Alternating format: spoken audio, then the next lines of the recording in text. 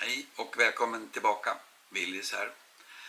Vi ska fortsätta med våra filmer i FreeCAD.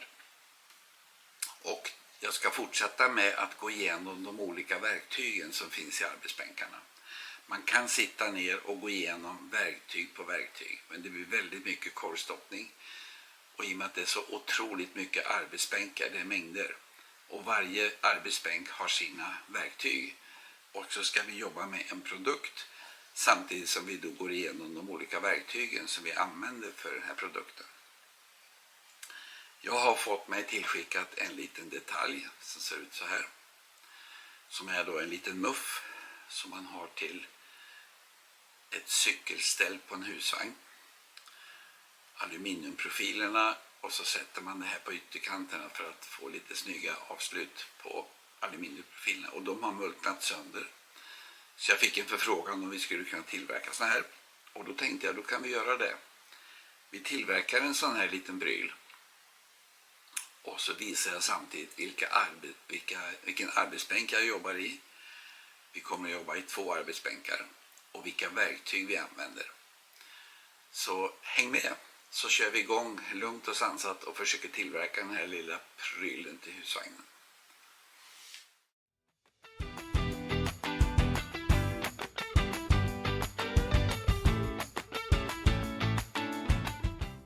Men vi ska börja den här genomgången med att vi går in i Part Design här uppe, ser ni. Vi öppnar ett nytt dokument. Jag ska försöka också då gå igenom de olika verktygen vartefter vi arbetar. Jag tänkte att vi skulle gå igenom verktygen bara, men det blir väldigt långrandigt. Så att jag tror att det är bättre att vi jobbar med en produkt. Och så använder man verktygen och så pratar man lite runt omkring hur man kan använda dem. Vi har öppnat ett dokument och vi ska ladda in en bild. Vi går ner på importera. Och så väljer vi då den här lilla skissen som jag har fått mig tillskickad. Vi dubbelklickar på bilden här uppe till vänster. Sådär. Då får vi upp lite inställningar. Och vi ska först välja vilket plan vi vill arbeta i. Det som alltid ligger default är XY-planet. Och det har att göra med att alla skrivare exempelvis. Allting som du håller på och bygger ligger i XY. Därför ligger det som default. Men vi ska jobba i XZ-planet istället. I frontplanet så här. Och längst upp till höger så har vi en liten kub, ser ni. En orienteringskub där man då kan klicka på vilken sida man vill titta på. Och då klickar vi på front eftersom det är front vi ska jobba med. Vi klickar på den. Och nästa detalj är att man ställer rotation och man ställer distanser. Och längst ner har vi då storlek på bild. Eller också kan du välja att kalibrera. Vet du storleken här emellan på själva den här detaljen så kan du fylla i de uppgifterna här. Men eftersom jag inte vet, du ser själva, bilden är 58. Eller skissen ska vara 58 och jag kan tänka mig att den här bilden är större. Och då väljer man kalibrera eller skala här nere. Klicka på den. Då får ni ett litet kors där. Och då ställer man det där vi vet att vi har första måttet. Och så drar vi över det på andra sidan där vi också vet att skalan är satt. Och då ser ni att bilden, den här skalan är 69 och vi ska ha 58. Så vi slår in 58 mm och trycker enter där. Sen ska vi flytta den lite grann. Jag ska göra så här att vi tycker okej. Och så går vi in och visar axelkorset. Här ser ni att bilden ligger exakt i nollpunkt. Och det gör det att när man ska skissa och rita så kan ibland skissen landa inne i bilden och den blir lite suddig och lite dålig. Eftersom det här är bara en mall så kan man flytta den bakåt lite grann. Och då klickar man en gång på aluminiumprofil och då får vi upp lite data. Och då står det placement här. Då dubbelklickar man på de här 3 prickarna. Och tittar vi ner till höger här så står det att det är y-axeln som är då den gröna här bakom. Så vi ska alltså flytta bilden bakåt. Och klicka på de här orienteringsknapparna så kan vi ställa oss där. Och så ändrar vi då Y. Och vi ska se, vi klickar på, vi tar den 3 mm. Vi kan ta lite mer, det spelar ingen roll. Så 5 mm. Och så klickar vi på Apply, OK. Då ser vi att själva skissen kommer ligga utanför, alltså åt oss till. Nu kan vi börja med att hämta en kropp. Vi öppnar en skiss. Och den vill jag lägga i XZ. Vi börjar med att göra en liten rektangel här först. Så där. Vi ska ställa den utifrån de här måtten. 58 mm och 38. Vi tar det måttet först och då har vi dem här uppe. Där vi ställer horisontellt, vertikalt och diagonalt. Så vi klickar på den. Och så sätter vi 58 mm på den där. Och vi vet att den där ska vara 38. Så där, nu har vi ställt själva den här modellen. Men den är fortfarande inte placerad. Och vi ska lägga den här linjen på den horisontella. Och då kan man välja den här punkten och linjen. Eller också väljer man punkt och så väljer man horisontellt. Och väljer man punkt och linje så får vi det här verktyget här uppe. Punkt på linje. Så där. Sen ska vi ställa den så att den är symmetrisk. Vi markerar de två yttre och den vertikala linjen. Sen har vi det verktyget här där man centrerar symmetriskt. Och då har vi fått vår lilla rektangel. Vi markerar aluminiumprofilen. Vi klickar på placement här nere. Dubbelklickar. Och så kan vi börja justera. Och vi börjar med Z, alltså uppåt. Z-axeln. Dubbelklickar och så tar vi då Z-axeln som är uppåt. Någonting sånt där. Vi kan börja där. Sen kan vi flytta X-axeln som är den röda.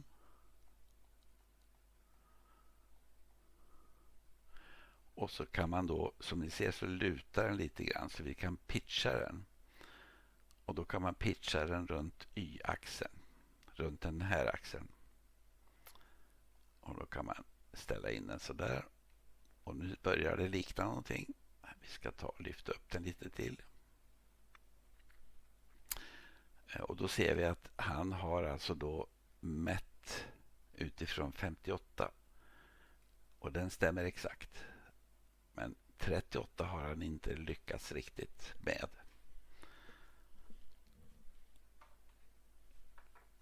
Med skisserna och det här måttet så att säga. För det är lite högre som det ser ut. Men vi går ner och tittar här hur det ser ut. Och vi kan lyfta upp den kanske en 2 till. Sidled. Där. Och så lyfter vi upp den en 21,3. För mycket.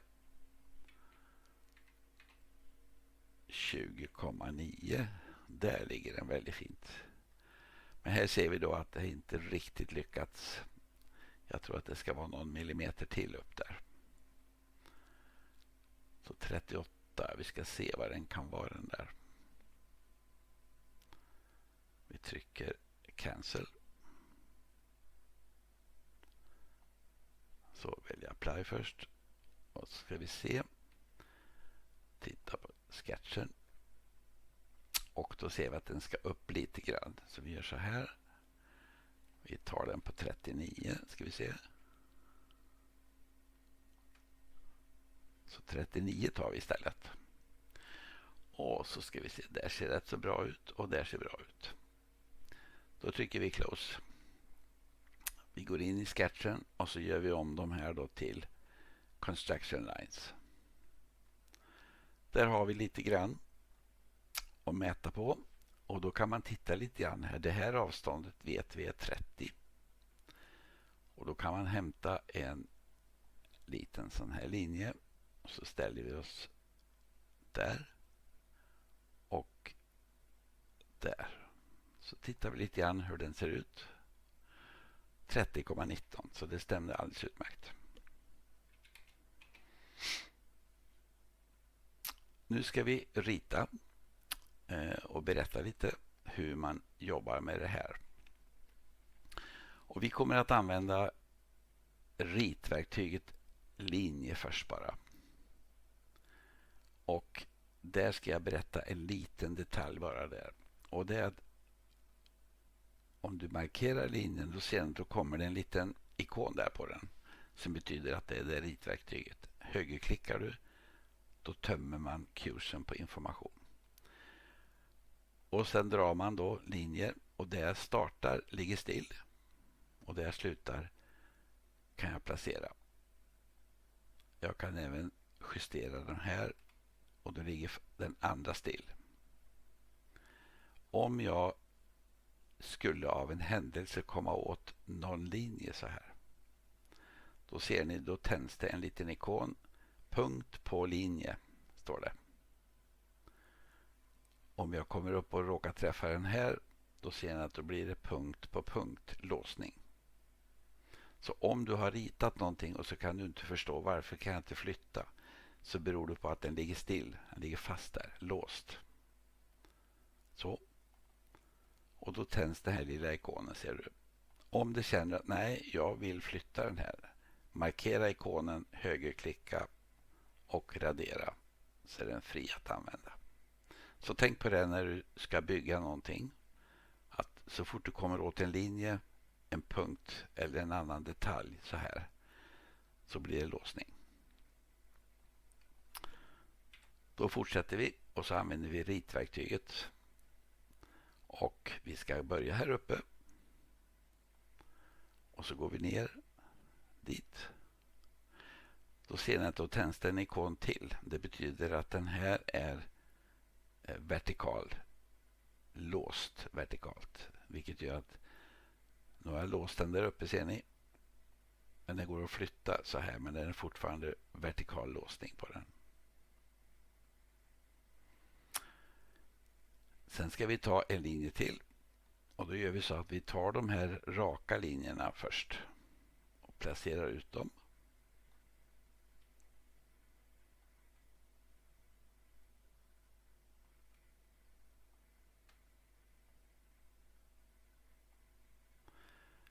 Så där. Sen har vi en till. Och då, den är ju 58. Och då kan man gå ner hit. Och så har vi en till där. Det här är bara en grov mall än så länge.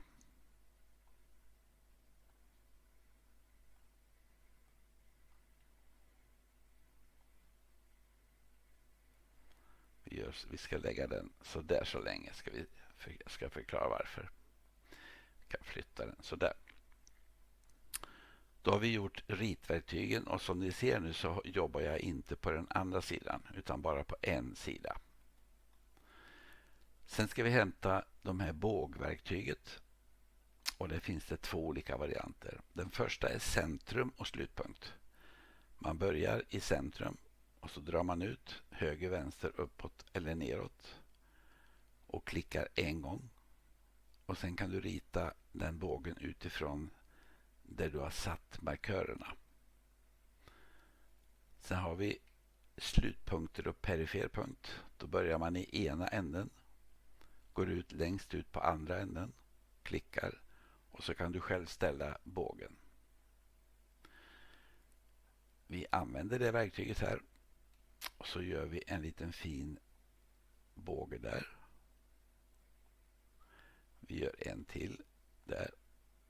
Det här är bara grovt än så länge. Vi kommer att justera allt det här sen. Vi tar den. Och vi fortsätter ner hela vägen.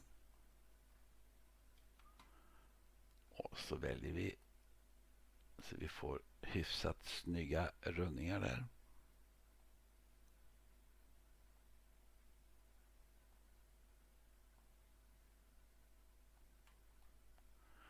Och så ska vi ha då en liten rund till ska vi göra där.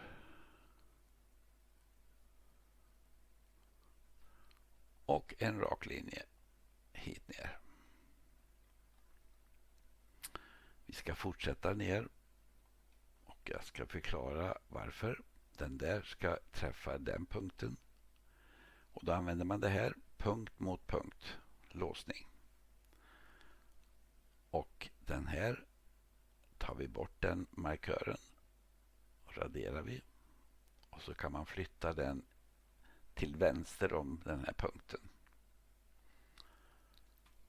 Och den sista är en liten fin avrundning.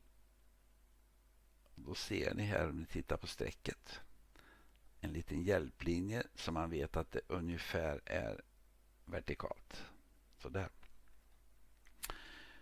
Här har vi en liten grej kvar. Vi ska göra en liten sån här liten båge bara för att ha en sådär.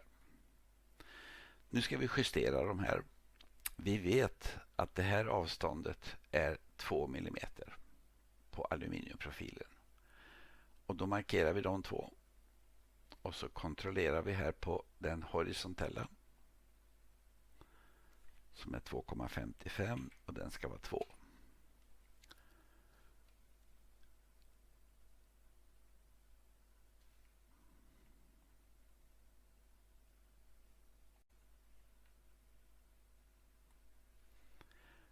Vi har ett par till. De här som ni ser stämmer inte riktigt med måttet där heller. Men vi ska börja med att sätta de här så att de är parallella mot varandra. Och då markerar vi båda två. Och så har vi parallellverktyget här uppe. Klicka på den. Och då ser vi, då får vi ikonen att de är parallella med varandra. Vi ska se till att de här är 2 mm. Och då kan man växla till construction lines. Och när vi ändå har det verktyget så sätter vi flera stycken. Vi använder det här skapa linje. Och så lägger vi en linje tvärs över där. Vi kan lägga en tvärs över där. Och vi kan även ta en där. Och då gör man så här för att veta att den här verkligen är vinkelrät. Så markerar man de två och så använder man det vinkelrätta verktyget. Och då har man ställt det i vinkel. Vi ska ta tillbaka de där construction lines. Så där. Vi kontrollerar avståndet på den där och då har vertikal kontroll där. Och det är 2 mm som vi ser. Vi kontrollerar den där vertikalt. Det ska vara 2 mm. Och de där två ska vi ha parallella mot varandra. Vi ser till att de där är vinkelrätt. Och så tittar vi på avståndet där som är 2 mm. 2,57 är den där. Och här ser ni då har vi inte lyckats koppla ihop de här två. Och då kan man göra så här. Vi kan ta bort den. Och så gör vi en ny liten fin övergång dit istället.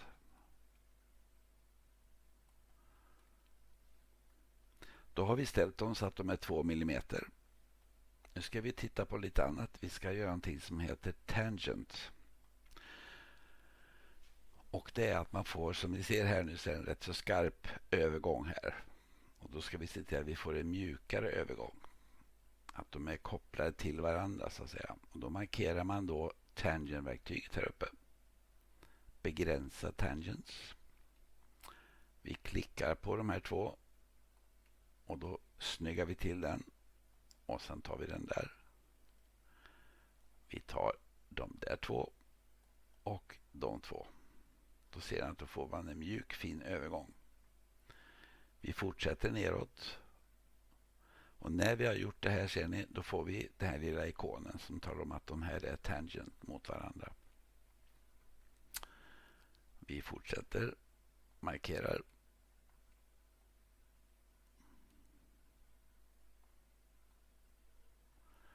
Så går vi ner hela vägen. De där är inte klara än. Och så tar vi de där två. De två. Och de två. Så går vi igenom bara så att det blir snyggt hela vägen. Och nu känns det som att vi är klara där. Och sen har vi då en liten avrundning här nere ska vi göra. Och då har vi ett verktyg som heter skapa avrundning. Det finns ett till där man kan använda 2 punkter. Man använder först den här och sen går man upp och väljer. Så tar man den. Då ser ni, då fick vi den lika. Vi backar tillbaka. Och så hämtar vi det andra verktyget. Och då väljer man här borta. Och så vill vi ha en avrundning som är där. Vi ska ha det här avståndet till det avståndet ska vara 15. Så vi inte ändrar den. Och den där ska vi lägga horisontellt. Och nu kan man ändra bågen. I och med att vi har låst den här linjen så kan man ändra den här lilla kanten. Så det är någonting. Har vi en kvar ser jag här. Och då ska vi göra dem där också tangent. Kan man dra upp den. Så. Nu har vi skapat den ena sidan. Nu ska vi kopiera över den på den andra sidan. Och om jag väljer alltihop då ser ni då kommer även construction lines att kopieras över. Och väljer jag de här två. Kontroll nedtryckt. Och sen håller jag kontroll nedtryckt och väljer resten. Och så kontroll. Så där. Då har man valt samtliga. För att inte komma åt de här två.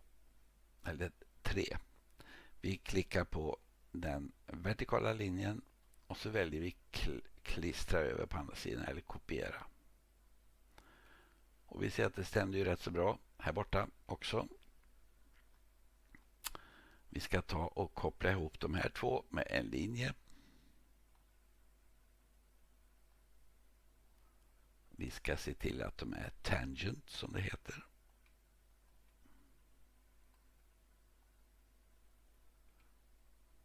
Och vi ser till att de där två är centrerade över så vi får det lika. Så där. Och sen ska vi göra en liten båge här emellan.